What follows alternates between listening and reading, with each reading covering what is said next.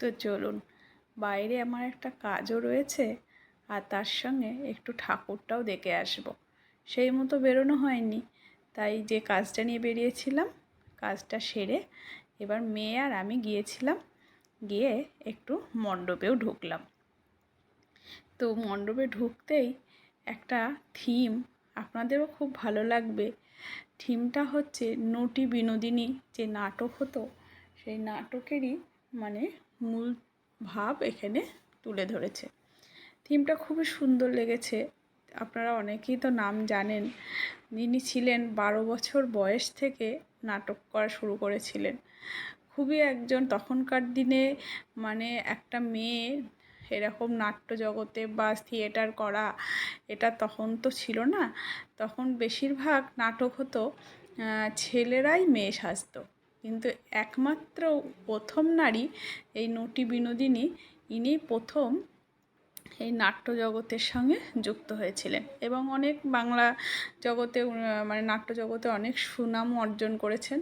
তো তারই একটা থিম, এই যে গ্যালারিতে বসে সবাই এরকমভাবে নাটক দেখতো, এত ভালো লাগছিল কি বলবো। তো দেখতে দেখতে তা আপনাদের জন্য একটু সংগ্রহ করেছি, যে মানে ভেতরে যখন গিয়েছি না, মনে হচ্ছে সত্যিই নাটক দেখছি একটা। আর সেই আগেকার দিনে নাটক, এখন তো অনেক এইসব নাটক যাত্রা উঠে গেছে, তো সেই নাটক দেখা আগেকার দিন যারা দেখেছেন তারা বলতে পারবেন যে নাটকের যে কী মানে মাধুর্য। খুব ভালো লেগেছে। এই যে ওনার সব গহনাগাটি, বাক্স, কাপড় চোপড় কি সুন্দর করে সাজিয়েছে। এই যে গিরিশবাবু সাহিত্য থিয়েটারেই প্রথম উনি কাজ শুরু করেছিলেন, ওনার হাত ধরেই ওনার নাট্য জগতে আসা। তো খুব ভালো লেগেছে, তাই তোমাদের জন্য একটু সংগ্রহ করেছি। তাদের দেখে বলো কেমন লাগলো তোমাদের। আর আমার তো খুব ভালো লেগেছে। তারপর মেয়ে আর আমি একটু সেলফি নিলাম, মায়েরও একটু ছবি তুললাম, তুলে এইবার বাড়ি ফিরবো। তো জয় মা, সবাইকে ভালো রেখো।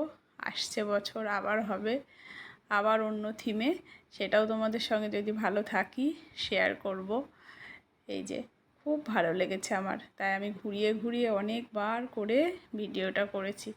এই যে আঁচলে চাবি বাঁধত আগেকারের দিনে, এত ভালো লাগে না এগুলো, আমার খুব ভালো লাগে। তা চলো, এখানেই আমি ছোট্ট ব্লগটা শেষ করছি। সবাই সুস্থ থেকো, সাবধানে থেকো। দেখা হবে অন্য কোনো ব্লগের সঙ্গে।